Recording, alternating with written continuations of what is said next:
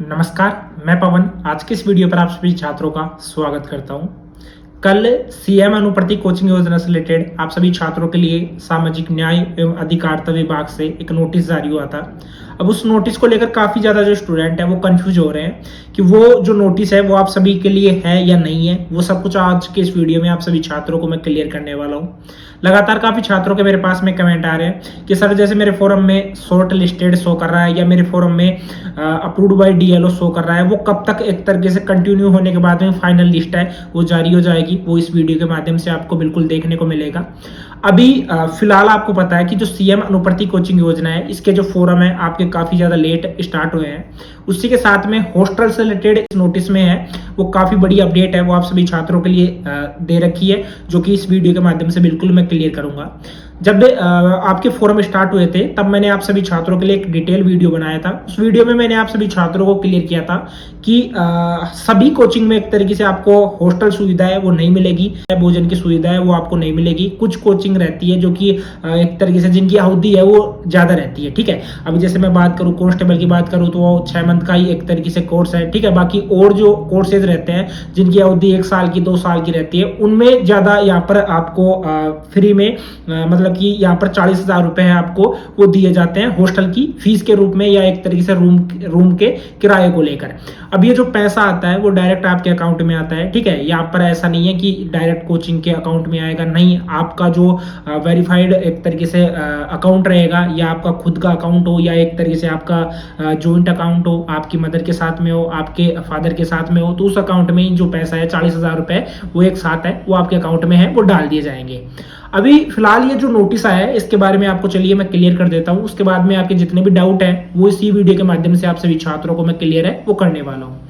आप स्क्रीन पर देख सकते हो नोटिस में जो डेट है वो 25 मार्च 2025 है वो दे रखा है। इसमें बोला गया है कि मुख्यमंत्री अनुप्रति कोचिंग योजना गर्भ वर्ष 2024-25 हेतु अभ्यर्थियों से ऑनलाइन प्राप्त आवेदन पत्रों की जांच सत्यापन किए जाने के संबंध में।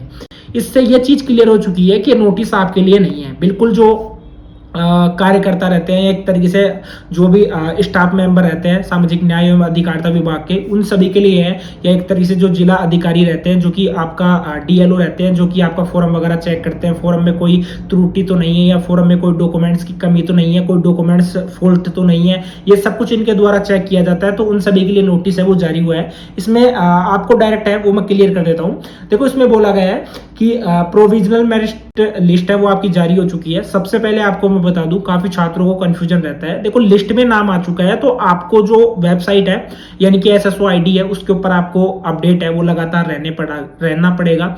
अब कारण ये है कि वहां पर जो एसएसओ आईडी है जब उसको आप ओपन करोगे तो वहां पर सीएम अनुप्रति का पोर्टल है, पोर्टल को ओपन करके वहां पर आपको जो फोरम का एप्लीकेशन स्टेटस है वो आपको बार बार है वो जांचना है, जिसमें कि आपको अभी शॉर्ट लिस्टेड शो कर रहा है या सबमिटेड शो कर रहा है या अप्रूव्ड बाय डीएलओ शो कर रहा है, state approved by state admin वो कब आपका मतलब कि सिलेक्टेड बाय स्टेट एडमिन है वो कब तक शो करेगा, उसके लिए भी आपका थोड़ा टाइम है वो लग सकता है, ठीक है। जैसे टाइम कंप्लीट हो जाएगा उसके बाद में फाइनल लिस्ट आ जाएगी। फाइनल लिस्ट आने के बाद में सिलेक्टेड बाय स्टेट एडमिन है वो आपका शो जाएगा और उसके बाद में आपको कोचिंग है वो मिल जाएगी, यानी कि कोचिंग उसी लिस्ट में आपको देखने को मिल जाएगी। उस कोचिंग को आप पोर्टल पर जाकर चेंज भी करवा सकोगे।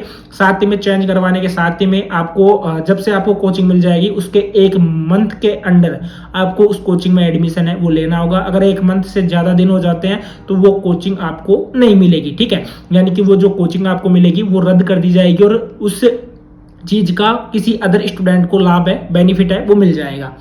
अब ये जो जारी हुआ है नोटिस इसमें आपको मैं बता देता हूं, इसमें जो बैंक खाते एवं आय प्रमाण पत्र के संबंध में जो मुख्यमंत्री अनुप्रति कोचिंग योजना के संशोधित नवीनतम विस्तृत जो दिशा निर्देश है वो जारी किए गए हैं।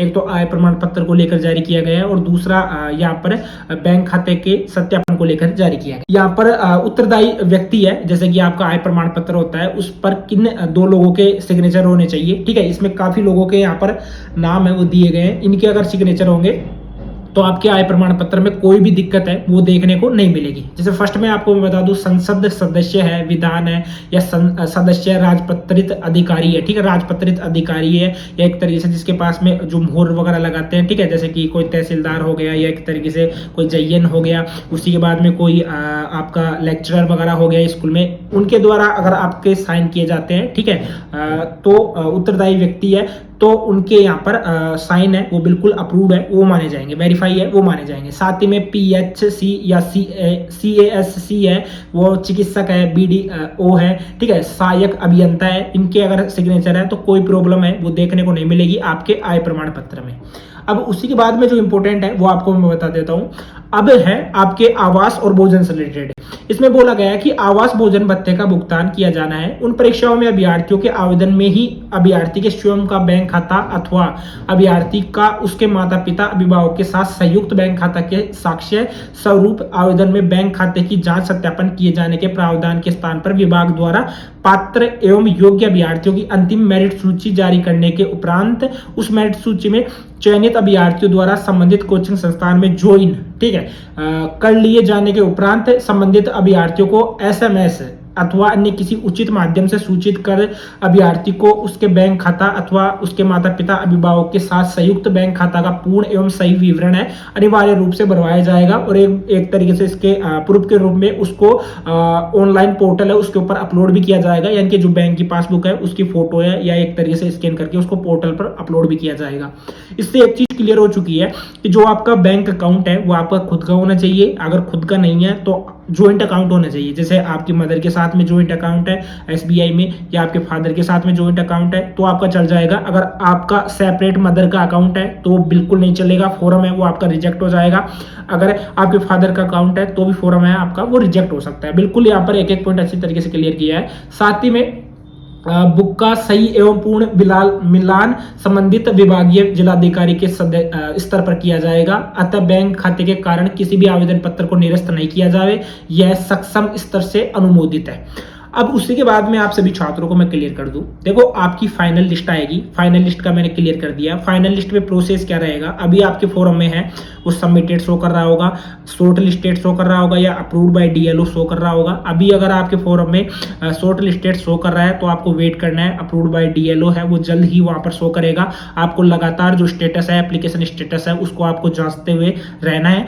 बाकी अगर आपने टेलीग्राम को ज्वाइन नहीं किया है, टेलीग्राम को तुरंत ज्वाइन कर सकते हो, क्योंकि ये नोटिस है वो मैंने कल ही आप सभी छात्रों के लिए डाल दिया था। तो टेलीग्राम को अभी से ही आप सभी छात्रों को ज्वाइन है वो कर लेना है, क्योंकि मैं बार बार बोलता हूं कि टेलीग्राम को ज्वाइन कर लीजिए, लेकिन क्या होता है कि काफी स्टूडेंट है उस चीज को इग्नोर कर देते हैं, तो आपको इग्नोर नहीं करना है, ठीक है, क्योंकि आगे जाकर आपके और भी जो प्रोसेस है वो रहने वाले हैं। और साथ में आपकी जब कोचिंग वगैरह चेंज होगी वो भी आपको मैं बताऊंगा। साथ में किस तरीके से आपको जो 40,000 रुपए है वो घर बैठे आपको लेना है, वो किस तरीके से आपको लेना होगा, किरायानामा आपको किस तरीके से बनवाना होगा, जिसमें कि आप जैसे किसी रूम लेकर जयपुर में रहते हो तो वहाँ के जो ओनर है, ओनर के सिग्नेचर वगैरह लगेंगे, ठीक है, आपको एक प्रारूप दिया जाएगा, उसको आपको भरना पड़ेगा, फिर वहाँ पर सिग्नेचर होंगे। सिग्नेचर होने के बाद में आपको कोचिंग में जाना होगा, कोचिंग में जाने के बाद में वहाँ पर एक पोर्टल मिलेगा, ठीक है, उस पोर्टल पर उस किरायानामे को एक तरीके से अपलोड है, आपको वो करवाना होगा। अगर आप किसी हॉस्टल में रहते हो तो हॉस्टल की जो रिसिप्ट है वो लगेगी, जो कि आप फीस वगैरह